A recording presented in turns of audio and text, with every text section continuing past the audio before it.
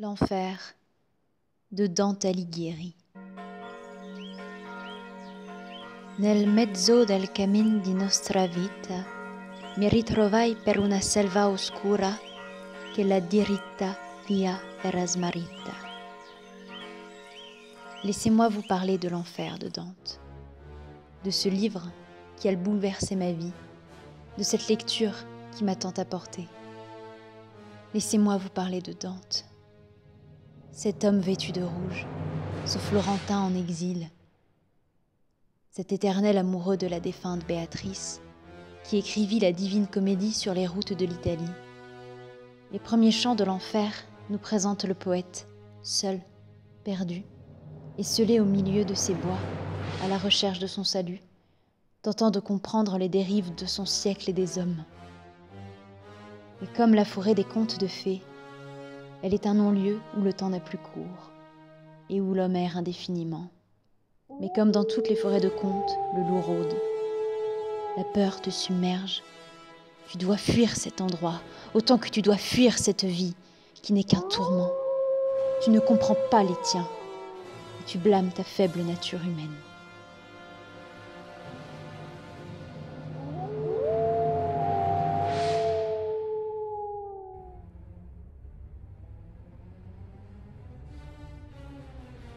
Jusqu'à ce que Virgile te tende la main et qu'il te mène vers l'entrée de la porte des enfers.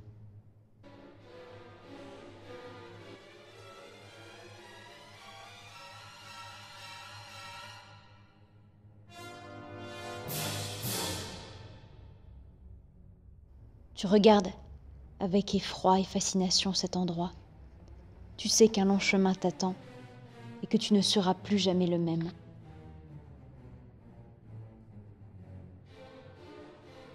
Si tu franchis cette porte.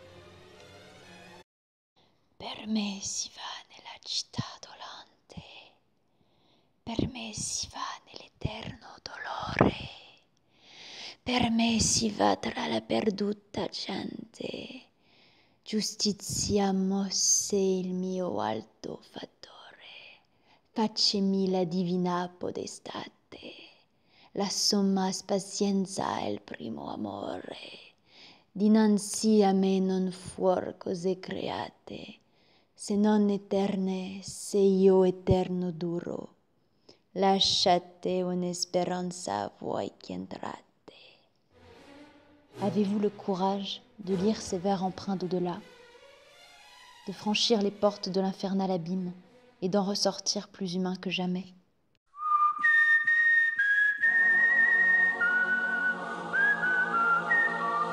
Si je vous dis enfer, à quoi pensez-vous? Peut-être que vous pensez au tableau de Jérôme Bosch, peut-être que vous pensez au Mordor, peut-être que vous pensez au diable. Je vous parle aujourd'hui de l'enfer de Dante, de la façon dont Dante a décrit cet enfer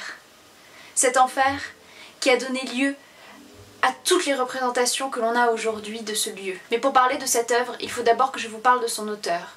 Et pour vous parler de Dante, il faut également que je vous parle du contexte historique dans lequel Dante a vu le jour. Voyageons près de 7 siècles en arrière. Nous sommes dans l'Italie du Moyen-Âge. Nous sommes précisément à Florence.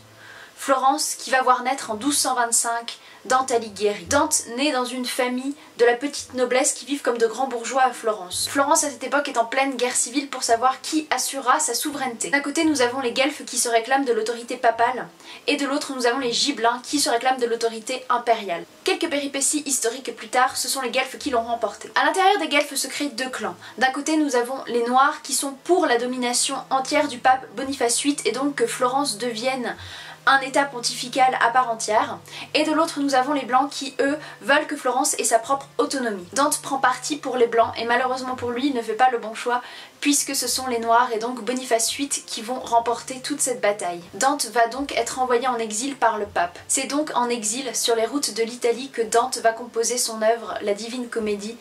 Et sachez qu'il ne retournera jamais à Florence et qu'il mourra à Ravenne en 1321. Dante, dans sa Divine Comédie, va écrire pour plusieurs raisons.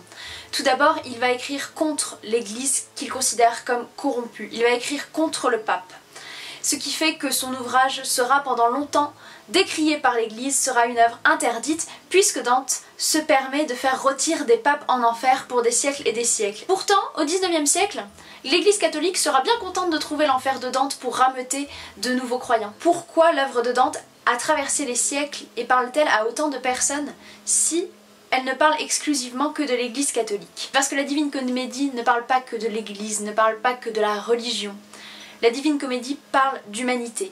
C'est pour ça qu'elle peut parler à n'importe qui aujourd'hui et qu'elle a pu parler à travers n'importe qui après des siècles. Parce que Dante écrit dans son œuvre tout le dégoût que lui inspire son siècle et toute la misère qu'il ressent à n'être qu'un homme. L'Italie du Moyen-Âge, tout comme l'Europe du Moyen-Âge, n'est pas une époque connue pour ses lumières et connue pour son humanisme, puisque c'est une époque où vous pouvez être invité à manger chez des gens qui vont vous tuer avant le dessert. Dante ne se reconnaît pas dans ce siècle violent, ne se reconnaît pas dans la violence qu'exercent les hommes, ne se reconnaît pas dans cet échiquier politique.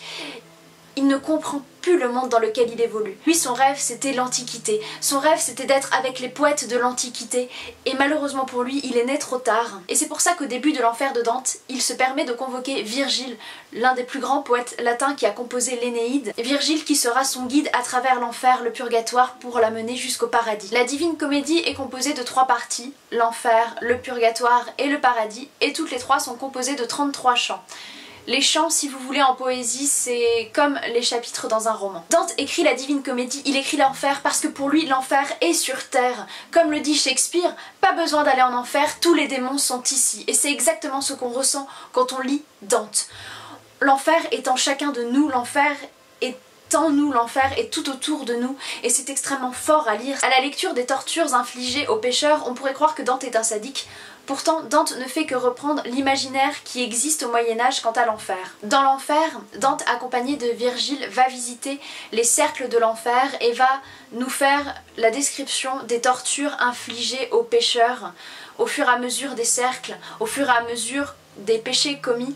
Vous imaginez bien que la punition dans l'au-delà est de plus en plus terrible. On a des pécheurs qui sont obligés de courir nus pour l'éternité pendant qu'ils sont attaqués par un essaim de guêpes.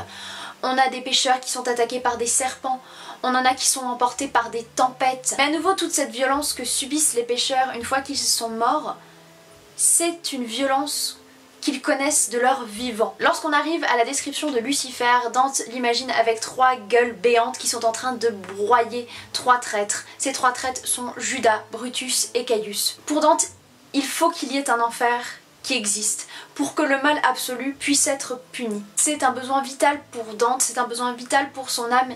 Il espère que le mal est puni quelque part, il espère que l'enfer existe et que les pécheurs, que tous ceux qui commettent des crimes sont punis et ne connaissent pas le repos une fois la vie éternelle atteinte. Ce que j'aime beaucoup dans la philosophie de Dante, c'est qu'il est tolérant vis-à-vis des pécheurs. Il a énormément d'empathie pour eux, puisqu'il se connaît lui-même en étant pécheur, puisqu'il est humain, il est mortel, et donc il sait que sa nature mortelle, sa nature humaine lui fait commettre des péchés. Lorsqu'il voit les orgueilleux en enfer, il dit qu'il est de ceux-là. Il sait qu'il n'est pas un homme parfait, il sait que l'homme parfait n'existe pas, et donc c'est en cela qu'il a de l'empathie pour tous les pécheurs qu'il croise, notamment pour les amants qu'il fait demeurer pour l'éternité dans le 2e cercle de l'enfer, puisque toute l'œuvre de Dante est parcourue par l'amour qu'éprouve Dante pour Béatrice. Béatrice est l'amour de jeunesse de Dante, un amour platonique qui n'a jamais donné lieu à un mariage ou à une passion quelconque, puisque Béatrice est malheureusement morte très jeune, à 24 ans. Et pourtant, elle est l'amour absolu de Dante. Elle est la femme qui le guide en enfer, qui le guide jusqu'au paradis. Et c'est par amour que Dante traverse tout ça, parce qu'il veut retrouver sa Béatrice. Et parce que, comme dans Les Fleurs du Mal de Charles Baudelaire, Dante décrit le mal absolu, décrit les sévices les plus infâmes que peuvent commettre les humains et qu'ils peuvent recevoir, mais en même temps, Dante est parcouru par le beau, par l'amour, par la beauté que peut inspirer l'amour, par la force que donne l'amour à l'homme qui aime, et c'est ce qui est énormément touchant dans l'œuvre de Dante à mes yeux. Pourtant Dante, malgré sa tolérance vis-à-vis des pécheurs, est intolérant vis-à-vis du mal qu'ils commettent et pense que le mal doit être puni malgré tout. Dante aspire à la lumière et à la beauté. C'est pour ça que l'enfer est suivi par le purgatoire et le paradis. C'est un chemin que l'homme doit faire tout au long de sa vie pour atteindre la bonté, pour atteindre le bon, parce qu'il va être parcouru de pulsions, parce qu'il va avoir envie de commettre des péchés tout au long de sa vie, de par sa nature.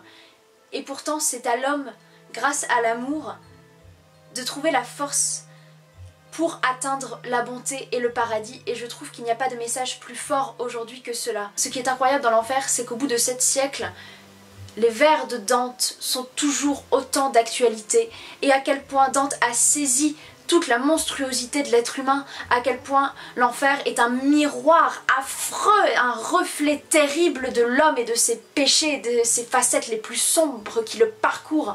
C'est très fort, c'est extrêmement fort de lire l'enfer, parce que c'est d'autant plus réel aujourd'hui. C'est le monde moderne que décrit Dante, et c'est affreux de voir qu'en 7 siècles la société n'a pas évolué. C'est ce qui est le plus terrible dans cette œuvre, c'est de voir que l'homme n'évolue pas, de voir à quel point l'homme souffre encore aujourd'hui et à quel point l'homme fait encore souffrir. Dante décrit l'égoïsme de l'être humain, la luxure, la décadence, et ce sont des choses qu'on ressent tous, je pense, par rapport à la société dans laquelle on vit. On entend tous dire autour de nous, à longueur de journée, que la société est corrompue. Et Dante le disait déjà il y a 7 siècles. Pourtant, la Divine Comédie n'est pas une œuvre pessimiste, puisqu'elle appelle au paradis, elle appelle à un monde meilleur pour l'homme. Il faut également savoir que la Divine Comédie a contribué à l'unification italienne, puisque Dante écrit l'enfer dans l'ancien italien qui donnera naissance à l'italien qu'on connaît aujourd'hui, mais c'est Dante le premier qui crée cet italien à partir du toscan de l'époque, à partir du latin et à partir du français, puisque Dante refuse d'écrire la Divine Comédie en latin qui est la langue de l'église. Et je trouve ça fou que ce soit cette œuvre-là qui donne naissance à la langue italienne. C'est dire à quel point la littérature, l'éducation engendre des changements chez les gens, et c'est quelque chose en quoi je crois aujourd'hui. Je crois que c'est par l'éducation, je crois que c'est par la littérature qu'on arrive à changer les choses. Pour lire l'enfer, il faut être un minimum passionné, je pense. Je savais que je lirais l'enfer dans ma vie, mais je ne savais pas quand.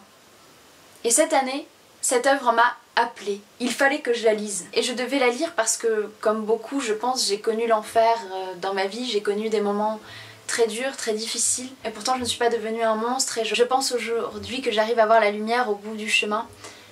Et qu'en lisant Dante, j'ai réussi à me rendre compte de tout ce que j'avais traversé, et qu'aujourd'hui j'étais encore vivante, et qu'aujourd'hui j'aspirais moi aussi au paradis et à être quelqu'un de meilleur. J'espère vous donner envie de découvrir l'enfer de Dante. Alors bien sûr, ce n'est pas une lecture facile, autant par les émotions qu'elle procure, autant que par la langue, puisque personnellement je l'ai lu dans une édition bilingue, version originale, et traduction française, mais la traduction française n'était pas la plus belle traduction française, je pense qu'il existe. J'ai offert un exemplaire de la Divine Comédie à un ami avec lequel on est tous les deux tombés d'accord sur le fait que quand on lit l'enfer, quand on lit la Divine Comédie, on a un bout d'au-delà entre les mains, on a un bout d'éternité, et que c'est fort, c'est plus fort que tout. J'ai tenu entre mes mains quelques textes fondateurs, et pourtant rien n'a été aussi fort à lire pour moi que la Divine Comédie. Parce que la Divine Comédie est écrite par un homme pour les hommes. Parce qu'elle parle. Elle parle à n'importe quel homme, elle parle à n'importe quel être humain. Elle va au-delà des religions, elle va au-delà de beaucoup de choses. Je suis très émue de vous en parler, je ne sais pas si vous le ressentez, mais la lecture de l'enfer m'a fait traverser quelque chose et m'a fait me sentir plus vivante que jamais. M'a fait ressentir énormément de pitié pour les pécheurs, beaucoup de colère aussi, mais m'a aussi fait ressentir une sérénité intérieure en me disant que j'étais passée au-delà de tout ça. J'espère que cette vidéo sur l'enfer et sur Dante vous aura intéressé. Je vous retrouve très vite pour de prochaines vidéos. Merci d'avoir regardé celle-ci.